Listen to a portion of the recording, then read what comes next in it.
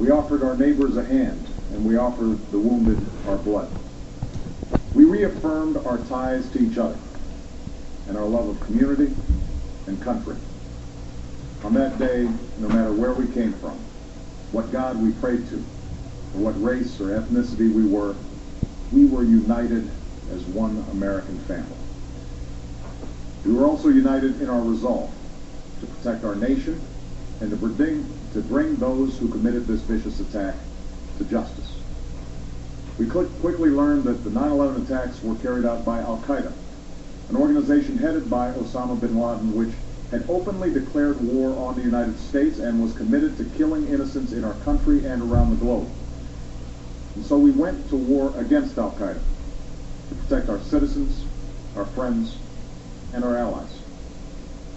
Over the last 10 years, thanks to the tireless and heroic work of our military and our counterterrorism professionals, we've made great strides in that effort. We've disrupted terrorist attacks and strengthened our homeland defense. In Afghanistan, we removed the Taliban government, which had given bin Laden and Al-Qaeda safe haven and support. And around the globe, we've worked with our friends and allies to capture or kill scores of Al-Qaeda terrorists, including several who were a part of the 9/11 plot. Yet, Osama bin Laden avoided capture and escaped across the Afghan border into Pakistan. Meanwhile, Al-Qaeda continued to operate from along that border and operate through its affiliates across the world. And so shortly after taking office, I directed Leon Panetta, the director of the CIA, to make the killing or capture of bin Laden the top priority of our war against Al-Qaeda, even as we continued our broader efforts to disrupt, dismantle, and defeat his network. Then, last August, after years of painstaking work by our intelligence community, I was briefed on a possible lead to bin Laden. I couldn't certain, and it took many months to run this thread to ground. I met repeatedly with my national security team as we developed more information about the possibility that we had located bin Laden hiding within a compound deep inside Pakistan. And finally, last week, I determined that we had enough intelligence to take action and authorized an operation to get Osama bin Laden and bring him to justice. Today, at my direction, the United States launched a targeted operation against that compound in Abbottabad, Pakistan. A small team of Americans carried out the operation with extraordinary courage and capability. No Americans were harmed. They took care to avoid civilian casualties. After a firefight, they killed Osama bin Laden and took custody of his body. For over 2 decades, bin Laden has been Al-Qaeda's leader and symbol, and has continued to plot attacks against our country and our friends and allies. The death of bin Laden marks the most significant achievement to date in our nation's effort to defeat Al-Qaeda. Yet his death does not mark the end of our effort. There's no doubt that Al-Qaeda will continue to pursue attacks against us. We must, and we will, remain vigilant at home and abroad. As we do, we must also reaffirm that the United States is not and never will be at war with Islam. I've made clear, just as President Bush did shortly after 9/11, that our war is not against Islam, because bin Laden was not a Muslim leader. He was a mass murderer of Muslims. Indeed, Al-Qaeda has slaughtered scores of Muslims in many countries, including our own. So his demise should be welcomed by all who believe in peace and human dignity. Over the years, I've repeatedly made clear that we would take action within Pakistan if we knew where bin Laden was. That is what we've done.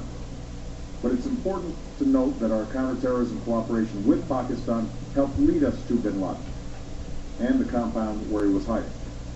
Indeed, bin Laden had declared war against Pakistan as well and ordered attacks against the Pakistani people. Tonight, I called President Zardari, and my team has also spoken with their Pakistani counterparts. They agreed that this is a good and historic day for both of our nations. And going forward, it is essential that Pakistan continue to join us in the fight against Al-Qaeda and its affiliates. The American people did not choose this fight. It came to our shores and started with the senseless slaughter of our citizens. After nearly 10 years of service, struggle, and sacrifice, we know well the costs of war. These efforts weigh on me every time I, as Commander-in-Chief, have to sign a letter to a family that has lost a loved one, or look into the eyes of a service member who's been gravely wounded. So Americans understand the costs of war. Yet, as a country, we will never tolerate our security being threatened, nor stand idly by when our people have been killed. We will be relentless in defense of our citizens and our friends and allies. We will be true to the values that make us who we are. And on nights like this one, we can say to those families who have lost loved ones to Al-Qaeda's terror, justice has been done. Tonight we give thanks to the countless intelligence and counterterrorism professionals who've worked tirelessly to achieve this outcome. The American people do not see their work nor know their names, but tonight they feel the satisfaction of their work and the result of their pursuit of justice. We give thanks for the men who carried out this operation, for they exemplify the professionalism, patriotism, and unparalleled courage of those who serve our country. And they are part of the generation that has borne the heaviest share of the burden since that September day. Finally, let me say to the families who lost loved ones on 9/11 that we have never forgotten your loss, nor wavered in our commitment to see that we do whatever it takes to prevent another attack on our shores. And tonight, let us think back to the sense of unity that prevailed on 9/11. I know that it has at times frayed, yet today's achievement is a testament to the greatness of our country and the determination of the American people. The cause of securing our country is not complete, but tonight we are once again reminded that America can do whatever we set our mind to. That is the story of our history.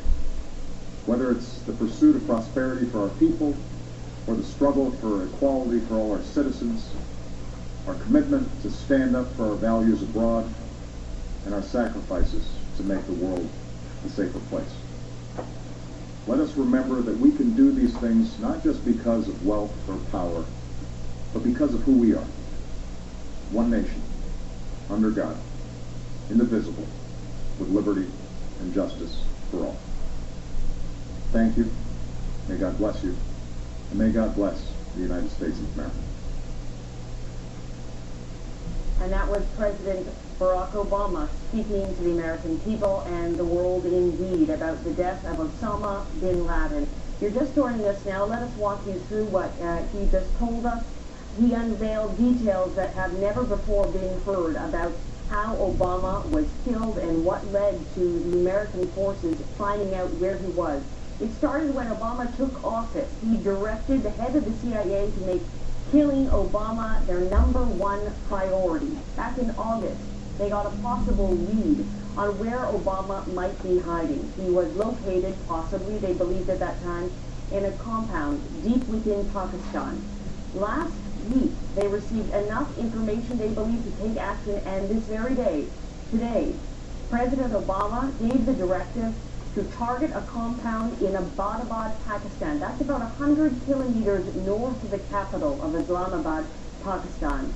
There were no U.S. casualties, but there was indeed a firefight, and then American forces took Osama bin Laden's body into their custody. He did also stress that because Osama bin Laden is now dead, this does not mark an end to their fight. They are still at war with Al-Qaeda, but this is not a war with Islam. He says that this is a good day and an historic day, not only for America, but also for Pakistan. Many people today receiving this news might be questioning what this might mean for the future of relations between America and the United States and the Middle East, particularly Pakistan. Afghanistan obviously will have effects there also. We also pay tribute to those who have been serving in the Middle East, in Afghanistan and in Pakistan. Many forces there have dedicated years, and it can't go unmentioned that Canada has obviously paid a very dear price in these efforts as well. Of course, our troops deployed to the Persian Gulf in 2001, a naval fleet then. In 2002, we sent ground troops into Afghanistan, upwards of 100 personnel have been killed in that fight, which is a direct response to what happened in September 11th, 2001.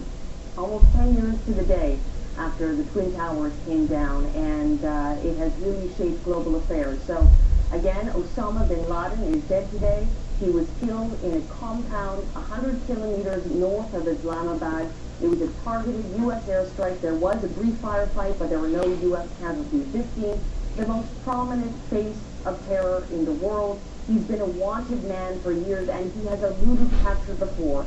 But today, President Obama saying this is an historic and a good day for America, and that this should be also a moment of reflection when we look back on the casualties of September 11th, 2001. There you're looking at him there. Osama bin Laden, one of the famous tapes we've seen of him over the years.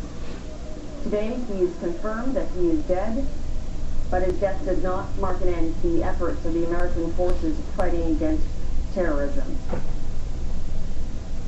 And we are shortly going to return you to network programming. Just to reiterate, Osama bin Laden is dead as a result of a U.S. airstrike today in Pakistan, 100 kilometers north of the capital. Thank you for joining us.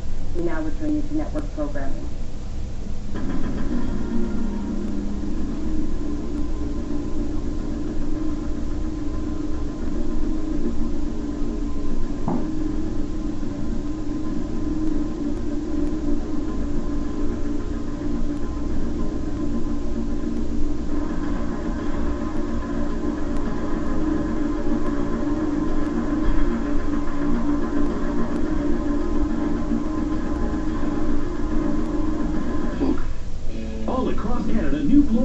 More affordable. The Trans-Canada Flooring event is on with incredible savings on new flooring at End of the Roll. Your flooring, right here, right now, right price. End of the Roll. Over 50 locations nationwide to floor you.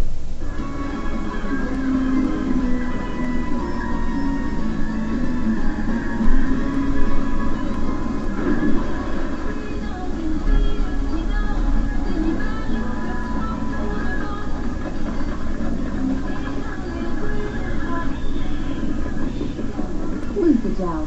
Get the hold without all the hard with Axe styling and get for hair action. The Canucks aren't the only ones who can win big. Enter at PlayNow.com for your chance to win Canucks playoff tickets. Or see at the World Series of Poker. Then watch The Stanley Show with Squire Barnes. Brought to you by PlayNow.com, BC's online poker room. The following program contains mature